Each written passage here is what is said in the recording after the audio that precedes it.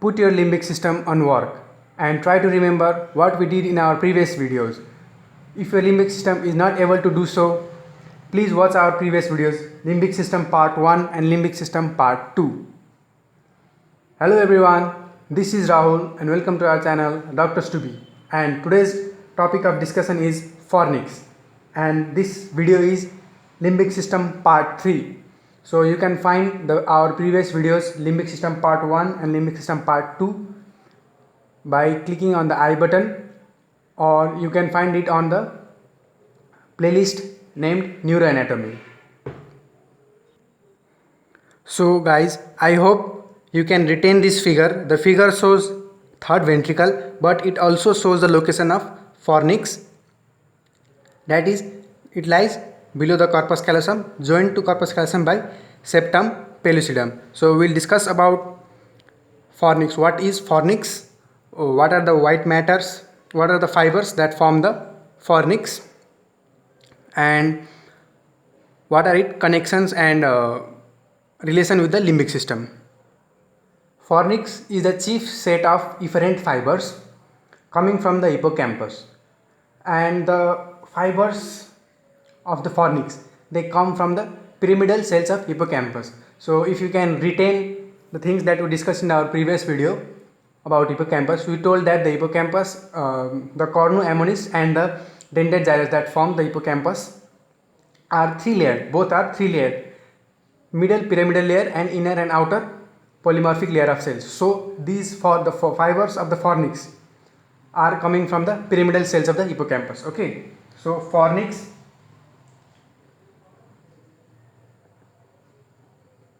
is a set of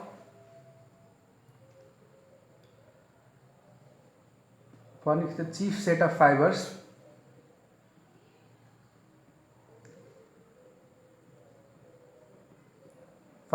coming from the pyramidal cells of hippocampus. Okay,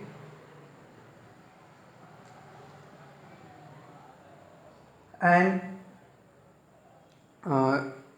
the fornix, the fibers, okay, actually the fornix are the fibers from the hippocampus. So the fibers or the fornix, it moves towards the splenium. Okay, it goes towards the splenium of the corpus callosum in an arched fashion.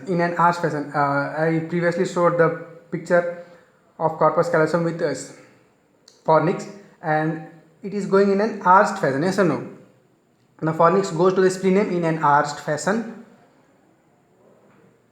and forms the lower boundary of the septum pellucidum. So we saw in the figure that the corpus callosum and the fornix are connected with each other by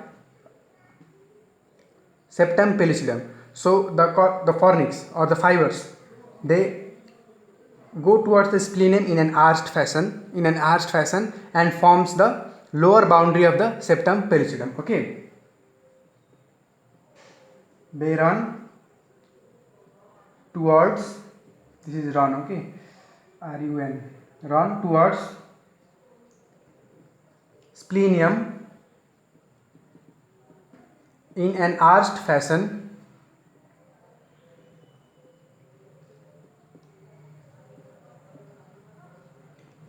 and forms the lower boundary of septum pellucidum. Okay, so if you can retain those structures, septum pellucidum, splenium, I'll show the figure once again.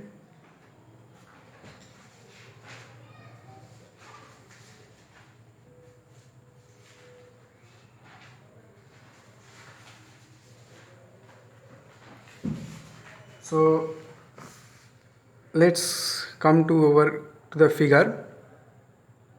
So let's see.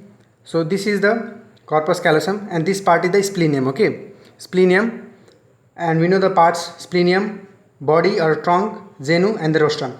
So the corpus callosum, sorry, the fornix is running towards the splenium in an arched fashion, okay, in an arched fashion, and in between the corpus callosum and the fornix is the septum pellucidum. So this part fornix, can you see it is forming the lower boundary of the septum pellucidum. Okay, so I hope you are able to grab the concept that it runs in an arch fashion towards the splenium, yes or no, splenium of the corpus callosum, and it forms the lower boundary of the septum pellucidum. This is septum pellucidum, corpus callosum, septum pellucidum and fornix. So fornix is forming the lower boundary of the septum pellucidum. I hope you are clear with this. So let's get back to the theories. So now the fornix, we also discussed in the previous video that the hippocampus is formed by the dentate gyrus and the hippocampus, okay, dentate gyrus, and the dentate gyrus is covered by the continuation of alveus, that is fimbria, and the hippocampus is covered by the fimbria. So the fornix starts as alveus. So if the hippocampus is covered by alveus, the fornix starts as alveus. So from where it should start? From the hippocampus, obviously. Starts as alveus from the hippocampus.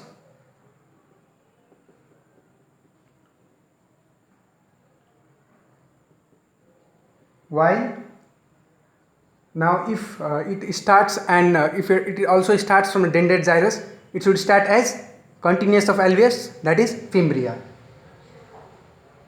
and as fimbria from the dentate gyrus, okay, because dentate gyrus is covered by what? Continuation of alveus known as fimbria. So I hope you are getting this point.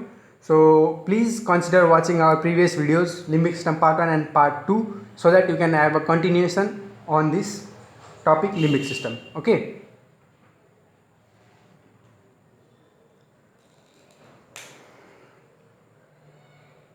So as we can now say that the fornix, the fibers in the fornix, they are traveling anterior towards the anterior side. They are traveling anteriorly. So the anterior commissure, okay, the anterior commissure divides the fibers of the fornix into precommissural and postcommissural fibers. Okay, so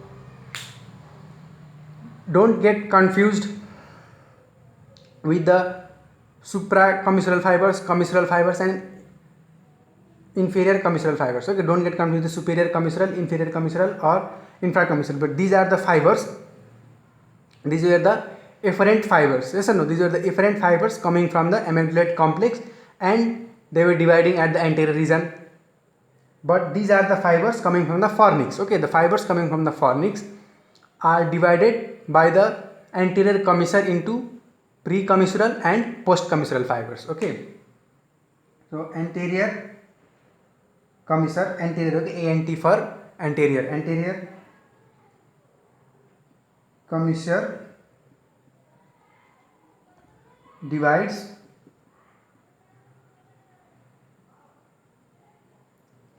the fornix into two sets of fibers.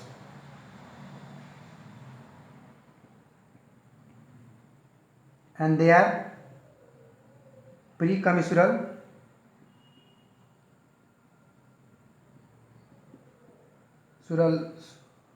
fibers and postcommissural fibers. Okay,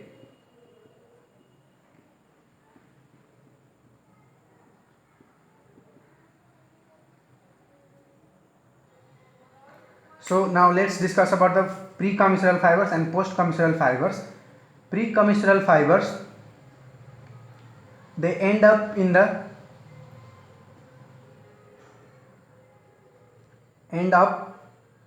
going to the septal region. Okay, while the postcommissural fibers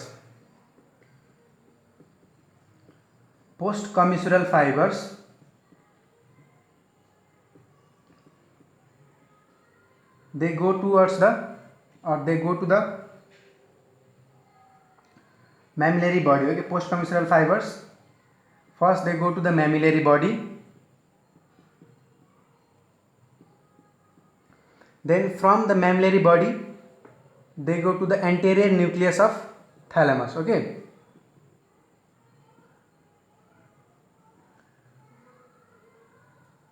so the fibers, obviously these are the fibers, the postcommissural fibers, they first go to the mammillary body and then to the anterior nucleus of thalamus. Okay, anterior nucleus, I left nucleus, so I like to add it. Anterior nucleus of thalamus, and the fibers from mammillary body,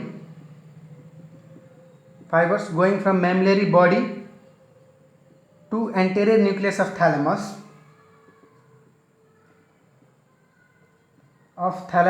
are known as, can you guess,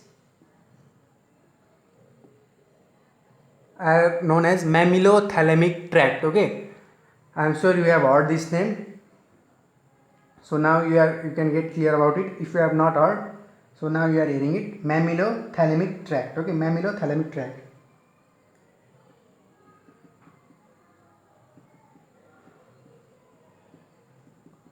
The fibers, what is the postcommissural fibers are going to the mammillary body, and then from the mammillary body they are going to the anterior nucleus of thalamus. So the fibers going from the mammillary body to the anterior nucleus of thalamus are known as mammillothalamic tract. Okay, and now from the anterior nucleus of thalamus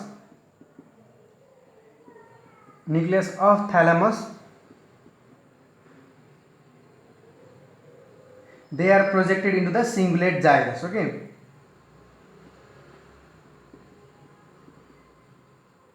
into cingulate gyrus.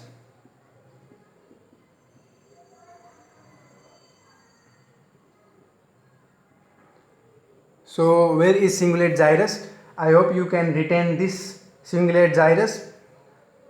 While discussing about the medial surface, we discussed that cingulate gyrus is present just above the corpus callosum. Okay, so they are projected into the cingulate gyrus. So the fornix consists of all three types of fibers. Okay, fornix has all three set of fibers. The three set of fibers are commissural fibers, association fibers, and projection fibers. Okay, so the commissural fibers are the fibers that join the two cerebral hemispheres.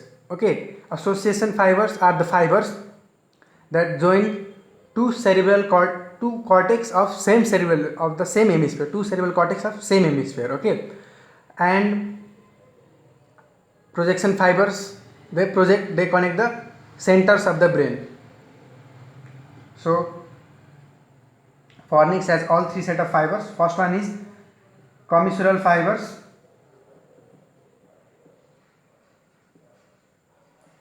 fibers, and the commissural fibers are the fornix commissure or hippocampal commissure.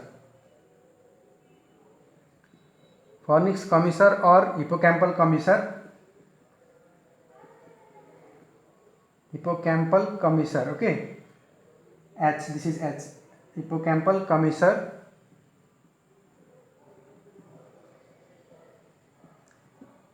that connect two cerebral hemispheres.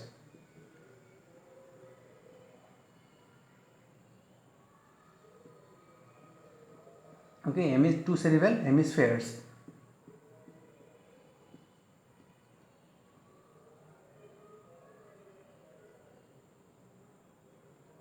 Here they are connecting the two hippocampus. Okay, one cerebral hemisphere, the other cerebral hemisphere, both have the, when we do a section, the hippocampus.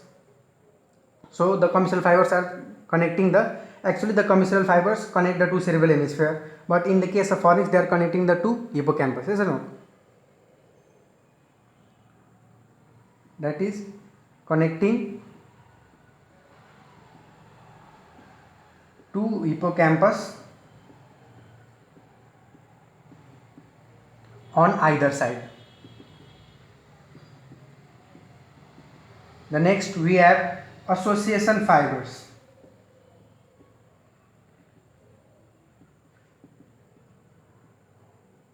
Association fibers are the dorsal fornix,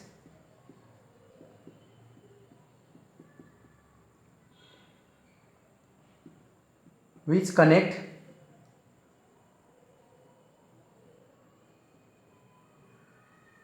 cerebral cortex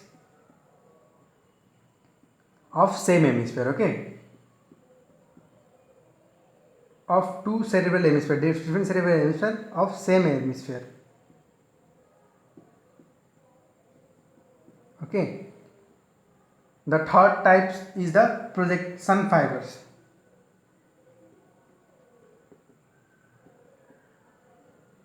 So projection fibers, these are the main set of fibers. So projection fibers are the main set of fibers going to the mammillary body, going to mammillary body and anterior nucleus of thalamus, okay.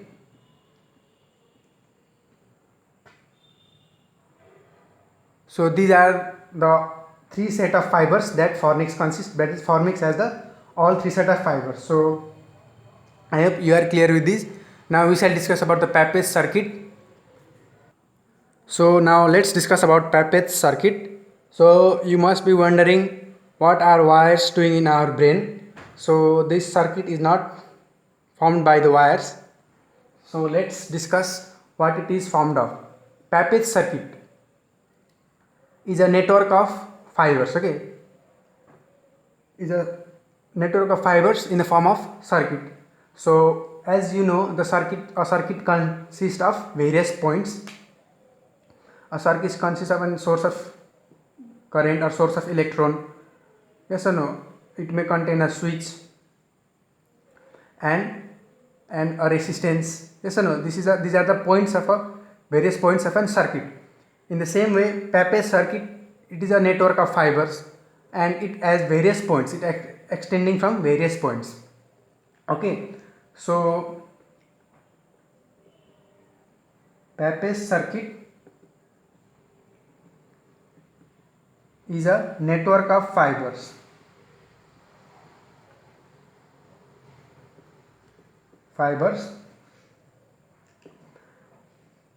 In the form of circuit.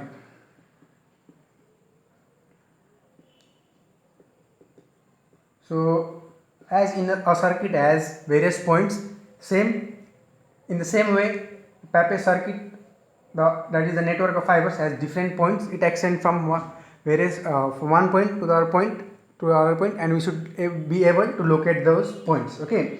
So the Papez circuit extends from, or it is in a loop in between these points, okay, the Papez circuit. So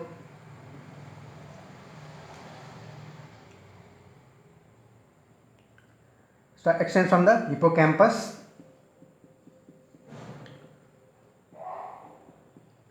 then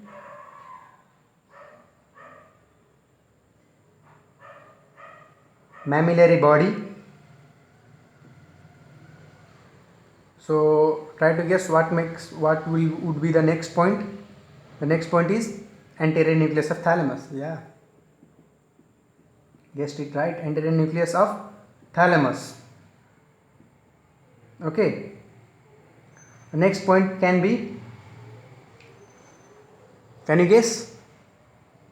Yeah, cingulate gyrus.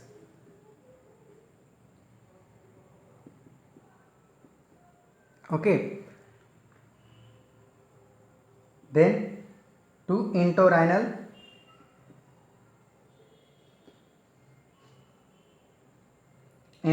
cortex. Okay, entorhinal cortex, then again back to hippocampus. Now is the circuit complete? Same in the form of as in the form of electric circuit. So this is known as Pappes circuit. Okay,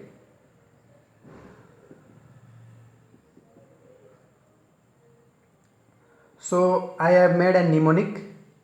Actually I have not made it, I learned it from my teacher. Okay, so I like to share with you to remember. The mnemonic is for remembering the points of the Pappes circuit. Okay, so you can remember it by using the trick or the mnemonic. He made all chapters easy. Okay, where E stands for hippocampus, M stands for mammillary body, A stands for anterior nucleus of thalamus, C stands for cingulate gyrus, and E stands for entorhinal cortex. So I hope you understood this, what Pappes circuit is and from where does it extends. Now let's know about the role of Pappes circuit. Pappes circuit is responsible for the integration of emotional integration and recent memory. Okay, is responsible for emotional integration and recent memory.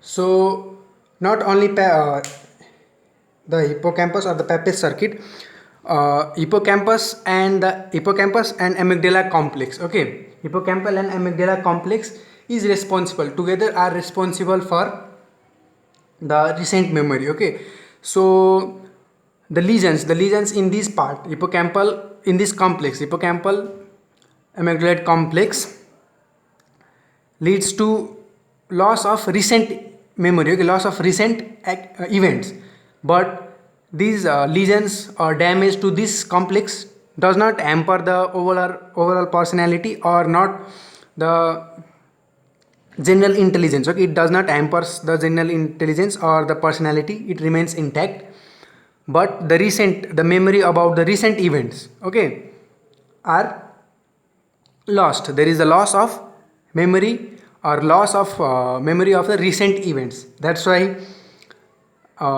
in the starting of the video I told that keep your limbic system on work and try to remember what we did in our previous video. So it's the limbic system, or specifically telling the hippocampal amygdala complex, responsible for the recent memory.